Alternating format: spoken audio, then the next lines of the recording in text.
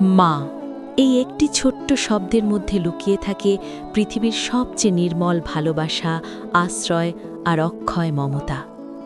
মা, যিনি নিজের জীবনের চেয়েও সন্তানকে বড় করে দেখেন, যিনি রাতের অন্ধকারে জেগে তার শিশুর কান্না শুনে ছুটে আসেন, যিনি নিজের ক্ষুধা ভুলে সন্তানের মুখে অন্ন তুলে দেন।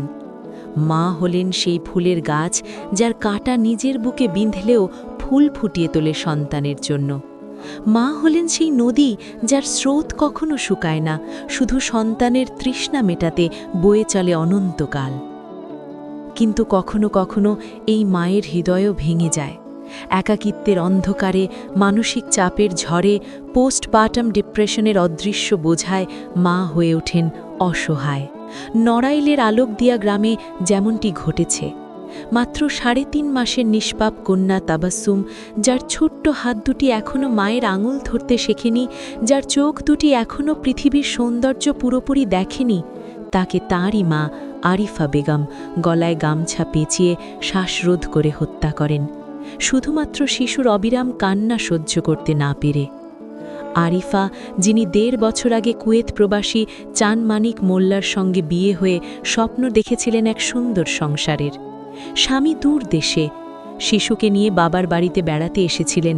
বুধবার রাতে খাবার খেয়ে মেয়েকে স্বামী দূর দেশে, শিশুকে নিয়ে বাবার বাড়িতে বেড়াতে এসেছিলেন।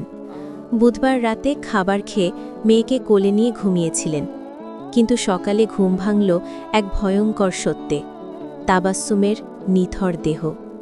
আরিফা পরে আদালতে ১৬৪ ধারায় স্বীকার করেন কান্না তার মাথায় আগুন জ্বালিয়ে দিয়েছিল, সহ্যের সীমা পেরিয়ে গিয়েছিল। এই ঘটনা যেন একটি ভাঙা আয়না। মা যেখানে সন্তানের জন্য জীবন দিতে প্রস্তুত, সেখানে একই মা যখন মানসিক যন্ত্রণায় অন্ধ হয়ে সন্তানের প্রাণ কেড়ে নেন, তখন সমাজের বুকে গভীর ক্ষত তৈরি হয়। তাবাসসুমের ছোট্ট দেহটি যেন আজও চুপ করে বলছে, মা, তোমার কোলই তো আমার স্বর্গ ছিল, তুমি কেন? এই ঘটনা আমাদের শেখায় মায়ের ভালোবাসা যতটা অসীম ততটাই ভঙ্গুর হতে পারে যদি মানসিক স্বাস্থ্যের যত্ন না নেওয়া হয়।